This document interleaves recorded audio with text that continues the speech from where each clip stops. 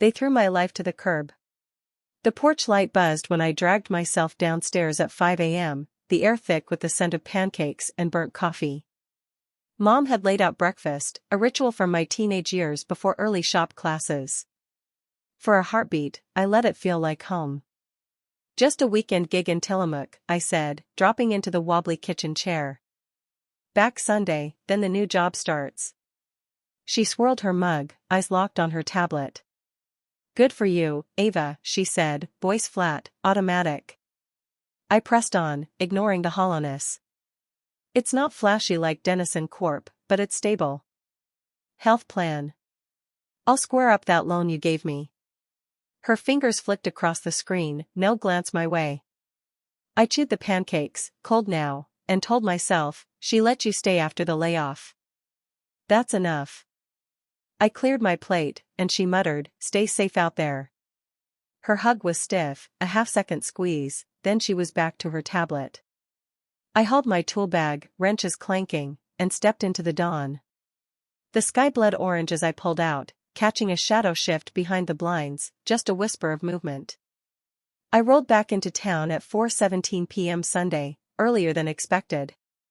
The Tillamook job was a breeze, and I craved my bed. My hands reeked of grease and scorched metal, a comfort I'd earned. But as I neared the house, my headlights snagged on chaos, trash bags, dozens, piled along the curb. Some split open, spilling my hoodies, sketch pads, my torque wrench onto the dewy lawn. My tablet, scratched and naked, propped against a fence post. Mom stood on the steps, phone raised like a reality TV host.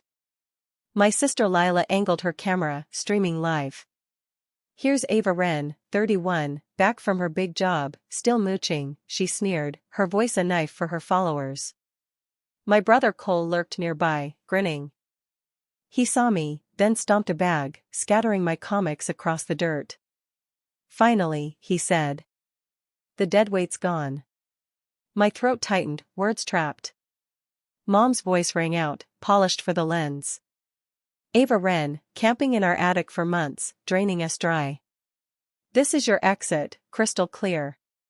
Neighbors stared, Mrs. Callahan gripping her broom, Mr. Tate filming from his driveway. Silence hung heavy. I knelt, picking up a torn sketchbook, smoothing its edges. No tears, no shouts. I loaded my car, piece by piece, while Lila's narration buzzed like a wasp. Trunk shut, I faced them. Hope the clicks were worth it, I said, voice low.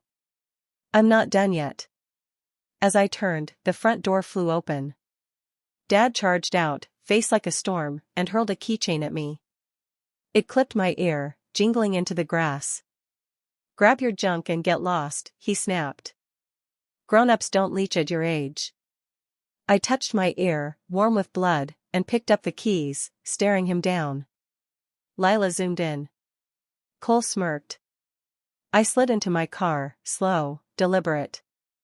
Before driving off, I locked eyes with them, Mom's cold mask, Lila's fake outrage, Cole's smug win, Dad's unyielding glare. A crack in his stare flickered when I didn't brake. I pulled away, no glance back. I drove in loops, streets blurring, until I parked in a hardware store lot, engine humming, hands clenched. At my friend Nora's place, her porch light glowed soft. She handed me cocoa, no questions, and left me to breathe. In my bag, I found it, a sealed envelope, my name in Grandma's elegant scrawl. She'd slipped it to me at her nursing home, months before she passed.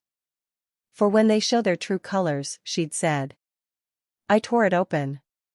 A letter, legal papers, a card for a lawyer named Clara Voss.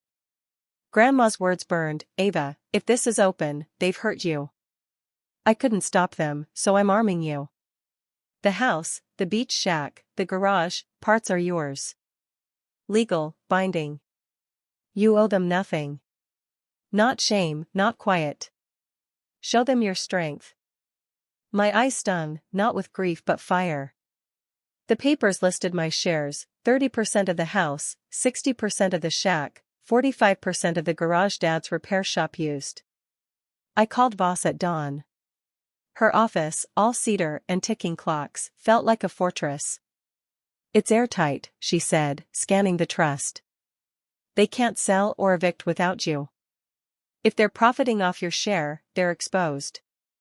I nodded. Let's do this. That night, Lila texted, *, didn't mean to shame you. Just for the algorithm.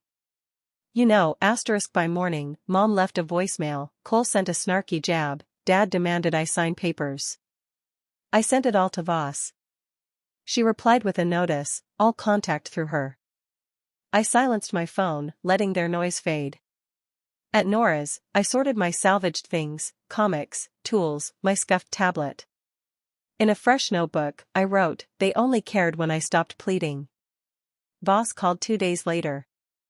They've been skimming rent from the shack and garage. Your cut, $52,000 over 4 years. I swallowed hard.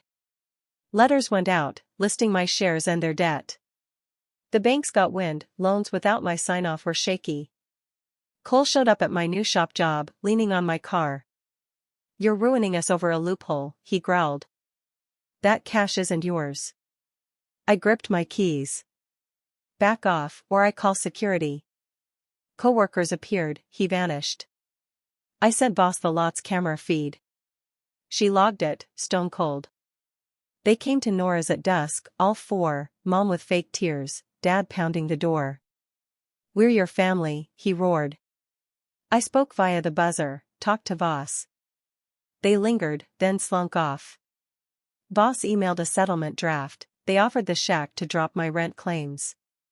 She shot it down.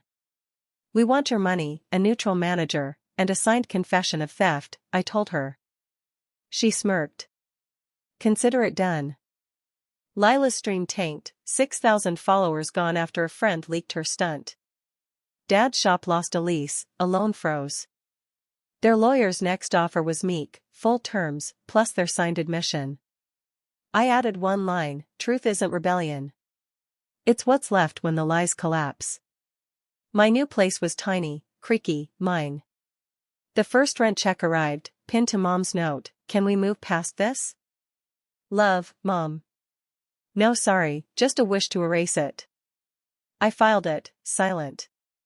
Unpacking, I found an old flash drive. A file labeled Grandma's voice played. Hey, Ava, she said, warm as ever. You're enough. They'll call your strength betrayal.